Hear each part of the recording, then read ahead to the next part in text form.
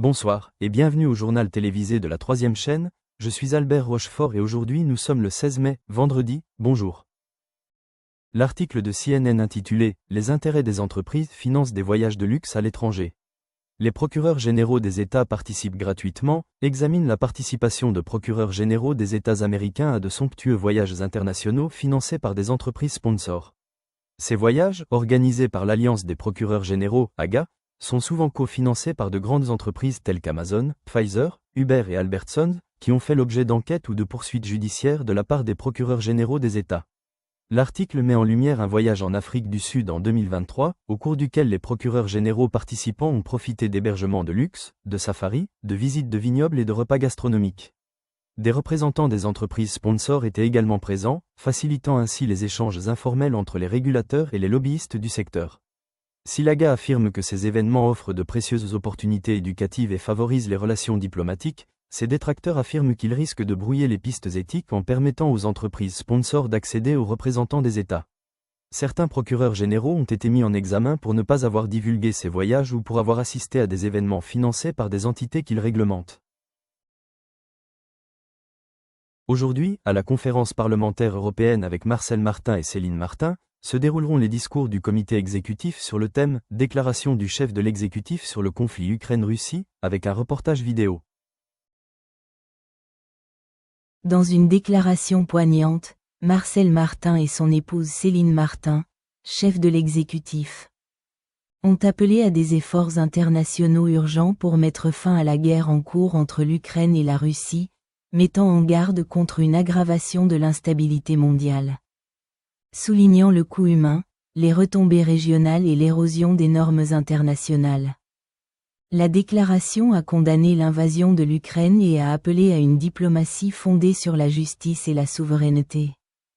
Le chef de l'exécutif a souligné les répercussions mondiales du conflit, des perturbations des marchés alimentaires et énergétiques à l'autoritarisme exacerbé et a appelé les nations à rejeter la passivité, à soutenir la défense de l'Ukraine et à rechercher une paix durable par le dialogue légitime.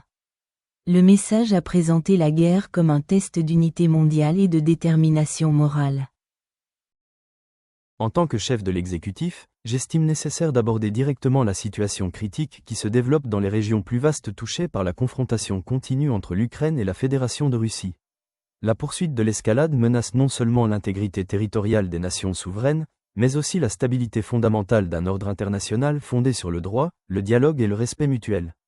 Ce qui a commencé en 2014 comme un différend frontalier et de gouvernance s'est transformé en une guerre prolongée qui a coûté la vie à des dizaines de milliers de personnes, perturbé des millions d'autres et perturbé l'équilibre stratégique de l'Europe et au-delà. Il est important de reconnaître la dimension humaine de ce conflit. Chaque frappe de missile, chaque bataille de tranchées, chaque famille déplacée a un coût humain qui transcende les abstractions de la stratégie militaire ou du calcul politique. Le fardeau pèse non seulement sur les Ukrainiens qui défendent leur patrie, mais aussi sur les citoyens russes entraînés dans une campagne qui continue d'occulter son véritable coût et sa finalité. Dans les ruines de Marioupol, dans les champs de Kharkiv, dans les échos de Boutcha, nous voyons les preuves d'une guerre qui blesse notre conscience collective. Cependant, ce qui aggrave cette crise, c'est l'ambiguïté qui entoure sa poursuite. Il n'existe pas de point final clairement défini. Chaque déclaration d'intention d'un camp se heurte à des contre-attaques et des revendications de l'autre. La guerre s'est enracinée non seulement sur le champ de bataille, mais aussi dans la rhétorique, la diplomatie et les calculs de puissance. Cet enracinement menace de s'inscrire durablement dans le paysage géopolitique, à moins d'un effort international ferme et coordonné pour désamorcer la situation, mener une médiation et, in fine, résoudre le conflit. Nous devons parler clairement de responsabilité. Le déclenchement de cette guerre par l'invasion non provoquée du territoire ukrainien a constitué une violation du droit international et des principes les plus fondamentaux de la souveraineté. Cependant, la responsabilité doit également être partagée entre tous les acteurs dont les choix ont contribué à alimenter et à prolonger le conflit, que ce soit par les armes, la rhétorique ou le silence. L'histoire nous demandera à tous de rendre des comptes, non seulement pour nos actes, mais aussi pour ce que nous avons laissé perdurer. Nous sommes aujourd'hui à la croisée des chemins où l'endurance seule ne peut constituer la stratégie. La résilience de l'Ukraine est indéniable. Le courage de son peuple, la force de ses institutions et le soutien de ses alliés lui ont permis de survivre face à des difficultés considérables. Mais survivre ne suffit pas. Une paix durable, qui préserve la souveraineté de l'Ukraine, garantisse le réengagement de la Russie dans des conditions légales et respecte les droits de toutes les personnes concernées, doit être notre objectif commun. Les implications régionales plus vastes sont trop graves pour être ignorées. Il ne s'agit pas d'une guerre confinée. Elle affecte l'approvisionnement en céréales en Afrique, les marchés énergétiques en Asie et la sécurité psychologique des populations en Europe. Elle enhardit les acteurs autoritaires à l'échelle mondiale et met à l'épreuve la détermination des démocraties qui doivent rester unies face à l'agression. L'inaction, voire le retour à une diplomatie passive, risque de normaliser l'inacceptable. Par conséquent, notre objectif doit être double. Premièrement, nous devons continuer à soutenir la défense de l'Ukraine, non pas pour le plaisir de la guerre, mais pour forcer la négociation en position de force. Deuxièmement, nous devons œuvrer sans relâche pour ouvrir des voies de dialogue inclusives, crédibles et fondées sur la légitimité internationale.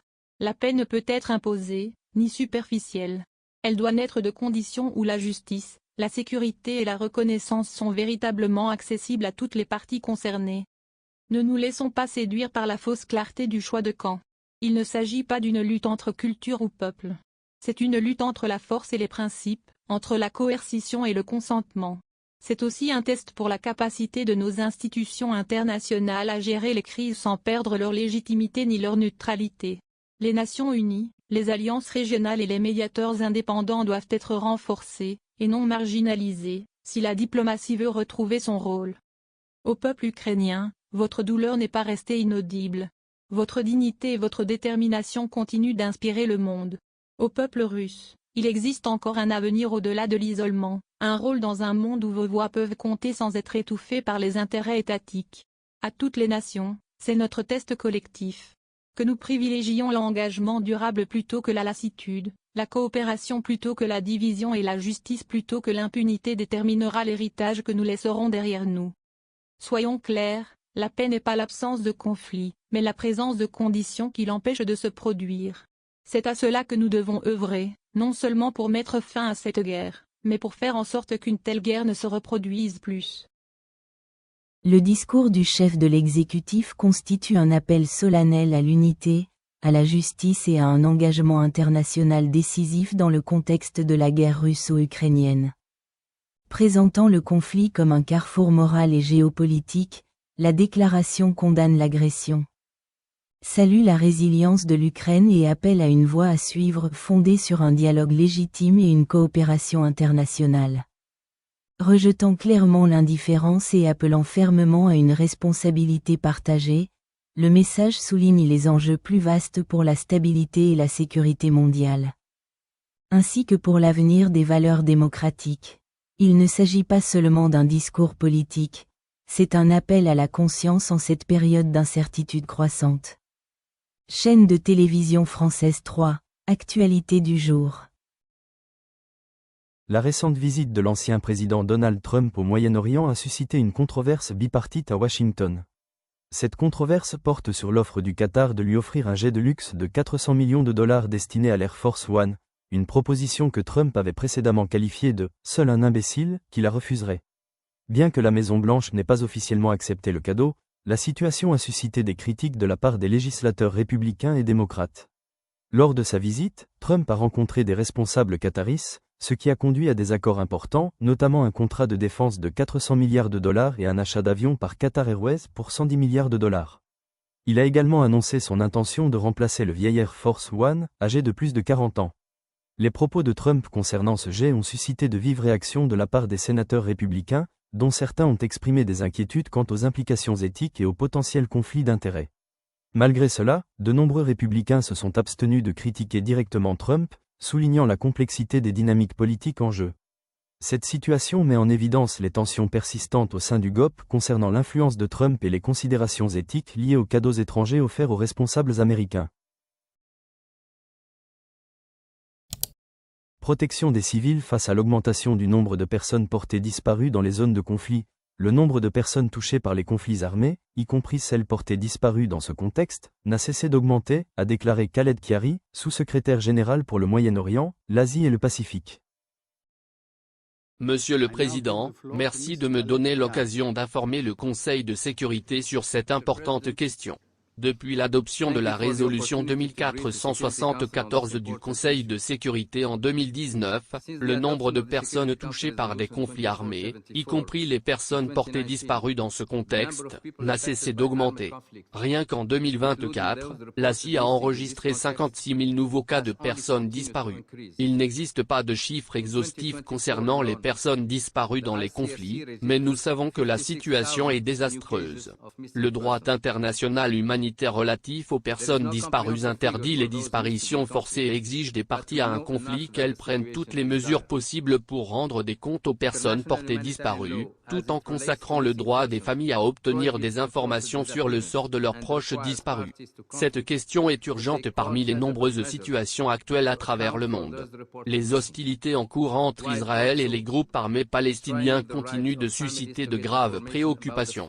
Conformément à la résolution 2474 du Conseil de sécurité, nous saluons la récente publication de Aidan Alexandre, un ressortissant américano-israélien, qui avait été retenu en otage à Gaza, est une source d'espoir. Je me fais l'écho des paroles du secrétaire général, qui a exprimé son profond soulagement que M. Alexander ait pu retrouver sa famille et ses proches après cette terrible épreuve. Cependant, de nombreuses autres personnes sont toujours portées disparues. On estime à 58 le nombre d'otages israéliens, dont 35 présumés morts, toujours portés disparus à Gaza. Malgré les appels répétés des Nations Unies et du Comité international de la Croix-Rouge, aucune information crédible n'a été fournie sur l'état de santé ou le lieu où se trouvent les otages. L'accès des acteurs humanitaires impartiaux a également été refusé à leurs familles.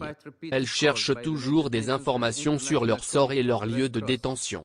De plus, Israël continue de retenir les restes de Palestiniens décédés, y compris ceux qui seraient enterrés dans des tombes anonymes numérotées, ce qui entrave l'accès des familles à l'information et à la fermeture des sépultures. De graves inquiétudes persistent concernant des milliers de personnes palestiniens détenus par les autorités israéliennes depuis octobre 2023, dont beaucoup sont toujours portés disparus en Ukraine suite à l'invasion russe de grande ampleur en 2022. L'OCR signale qu'un grand nombre de civils ukrainiens dans les zones sous occupation russe ont été placés en détention, certains étant apparemment détenus au secret. Selon l'OCR, certains de ces cas pourraient s'apparenter à des disparitions non forcées. Un nombre indéterminé de civils ukrainiens, dont des enfants ukrainiens, auraient également été transférés en Fédération de Russie. Nous saluons les récents échanges de prisonniers de guerre et de dépouilles mortelles et encourageons les parties à intensifier la fréquence, la portée et l'ampleur de ces échanges et à redoubler d'efforts pour permettre le retour en toute sécurité des enfants ukrainiens dans leurs familles au Myanmar. Le nombre de personnes portées disparues a augmenté dans tout le pays depuis le coup d'État militaire de 2021. Au moins 2000 personnes seraient mortes en détention militaire. Une préoccupation majeure demeure le manque d'accès à un avocat et à une procédure régulière pour certaines personnes détenues arbitrairement, notamment des membres du gouvernement civil élu. Les familles de nombreuses personnes portées disparues lors des conflits des dernières années et décennies ignorent toujours où se trouvent leurs proches dans la péninsule coréenne. Nous encourageons toutes les parties à poursuivre les efforts antérieurs et à poursuivre le rapatriement des dépouilles de la guerre de Corée vers leurs pays respectifs. En Syrie, la crise des personnes disparues a été un événement tragiquement marquant du conflit. Les familles syriennes ont clairement indiqué que la clarification du sort de toutes les personnes disparues, quelles qu'elles soient et quelles que soient les raisons de leur disparition, est essentielle à la justice transitionnelle et à une paix durable. Compte tenu de l'ampleur et de la complexité du défi, un effort collectif est nécessaire. Il doit être mené au niveau national et soutenu au niveau international. L'ONU se félicite de l'engagement des autorités syriennes intérimaires et les exhorte à collaborer étroitement avec l'institution indépendante chargée des personnes disparues en République arabe de Syrie. Monsieur le Président, les disparitions d'êtres chers créent un traumatisme durable pour les familles et les communautés. Apporter des réponses aux familles des disparus peut prendre des décennies. Par exemple, le coût humain de la guerre du Golfe de 1991 est toujours présent, avec 315 ressortissants koweïtiens et de pays tiers portés disparus à ce jour. Le travail du comité sur les personnes disparues à Chypre illustre l'importance que revêt la question des personnes disparues, non seulement pour les familles directement touchées, mais aussi pour l'ensemble des communautés, des décennies après les faits. Ce phénomène n'est clairement pas propre à Chypre.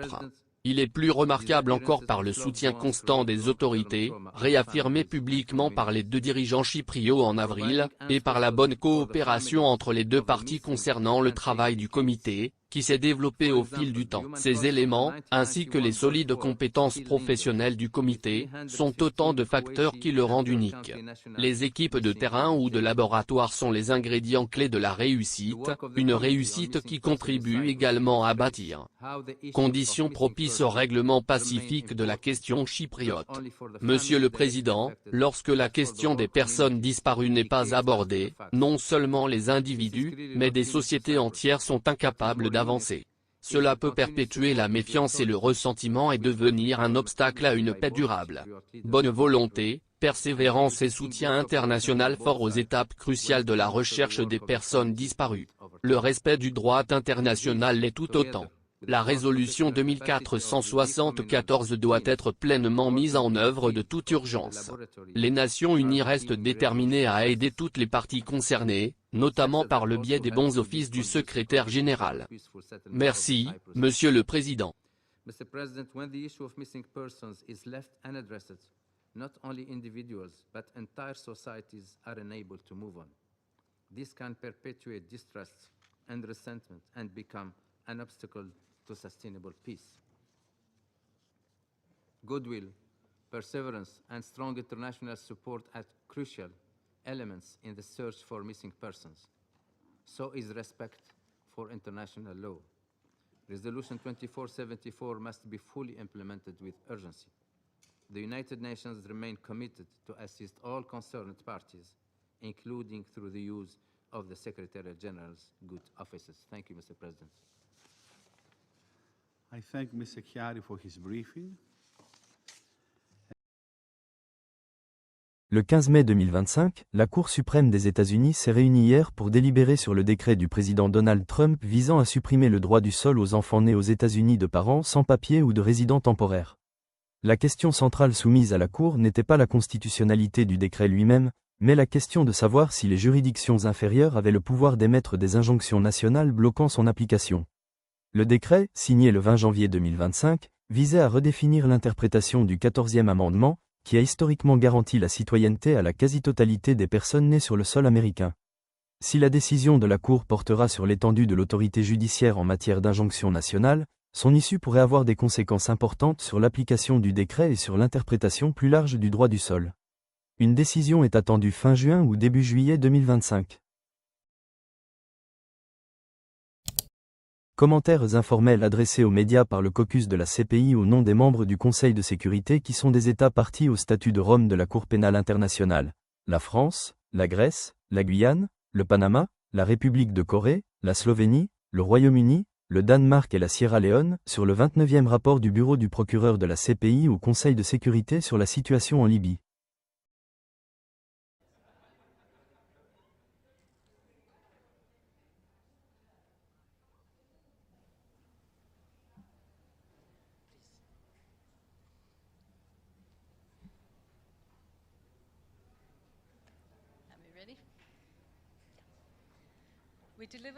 Nous faisons cette déclaration au nom des membres du Conseil de sécurité qui sont partis au statut de Rome de la Cour pénale internationale, CPI, à la France, à la Grèce, au Guyana, au Panama, à la République de Corée, à la Slovénie, au Royaume-Uni et à nos propres pays, le Danemark et le Chili. Nous exprimons notre sincère gratitude au procureur de la CPI, M. Karim Khan, et à son équipe pour avoir présenté le 29e rapport de son bureau au Conseil de sécurité des Nations Unies sur la situation en Libye. Nous regrettons que le procureur n'ait pas pu informer le Conseil en personne aujourd'hui, comme l'avait demandé le Conseil de sécurité. Nous notons avec satisfaction la nouvelle accélération des activités d'enquête menées par le bureau du procureur au cours de la période considérée, conformément à l'approche stratégique renouvelée pour la Libye. Ces progrès se reflètent dans la levée des scellés sur le mandat d'arrêt contre Osama Masri Najim pour les crimes graves qui auraient été commis à la prison de Mintiga.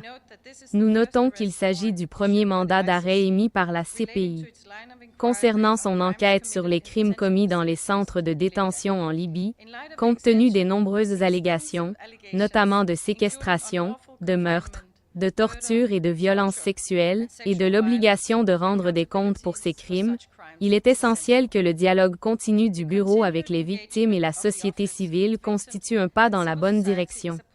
Au cours de la période considérée, l'équipe libyenne a mené plus de 145 réunions avec le procureur général et 80 organisations de la société civile, et le procureur adjoint Nazat Chaminkan a rencontré 38 organisations de la société civile pour discuter d'une coopération renforcée et d'approches axées sur les victimes.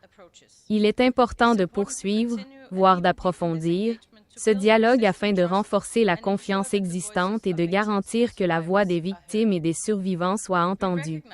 Nous saluons les progrès réalisés par le Bureau vers l'achèvement de la phase d'enquête concernant la Libye, conformément à la feuille de route établie par le procureur dans son 27e rapport. Ces progrès reflètent l'engagement continu du Bureau à s'acquitter de son mandat dans un contexte difficile. Dans ces circonstances, dans le cadre de cette lutte contre l'impunité, il est crucial que tous les États remplissent leurs obligations au titre du statut de Rome et, conformément à la résolution 1970 du Conseil de sécurité de 2011, cela inclut l'arrestation et le transfert à la CPI des personnes faisant l'objet de mandats d'arrêt. Enfin, nous réaffirmons notre soutien indéfectible et indéfectible à la Cour en tant qu'institution judiciaire indépendante et impartiale. Nous réitérons avec force notre engagement à défendre les principes et les valeurs consacrés par le statut de Rome et à préserver son intégrité contre toute menace ou action visant la Cour, ses fonctionnaires ou ses partenaires.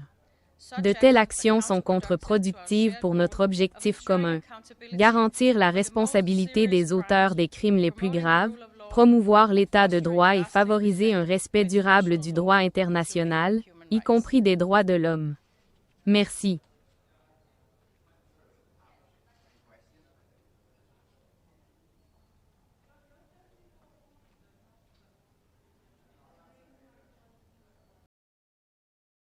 Le 15 mai 2025, la Cour suprême des États-Unis a entendu les arguments dans une affaire cruciale concernant le décret du président Donald Trump visant à supprimer le droit du sol aux enfants nés aux États-Unis de parents sans papier ou présents temporairement. La question centrale devant la Cour n'est pas la constitutionnalité du décret lui-même, mais plutôt la question de savoir si les tribunaux inférieurs ont le pouvoir d'émettre des injonctions nationales bloquant de telles politiques fédérales. Le décret, signé le 20 janvier 2025, vise à redéfinir l'interprétation de la clause de citoyenneté du 14e amendement en excluant certains enfants de la citoyenneté automatique. Cette décision a suscité des contestations judiciaires de la part de nombreux États et organisations, aboutissant à des injonctions de la part de juges fédéraux du Maryland, du Massachusetts et de l'État de Washington. L'administration Trump soutient que ces injonctions nationales outrepassent l'autorité judiciaire et plaide pour des recours plus limités. La décision de la Cour suprême pourrait avoir des conséquences importantes sur la portée de l'autorité judiciaire et l'application des décisions exécutives. Une décision est attendue pour fin juin ou début juillet 2025. Merci beaucoup d'avoir regardé le journal télévisé de la 3e chaîne de télévision française. Ici Albert Rochefort, je vous dis au revoir, et le prochain journal sera lundi avec moi. Passez un bon week-end et bonne journée, au revoir et bonne nuit.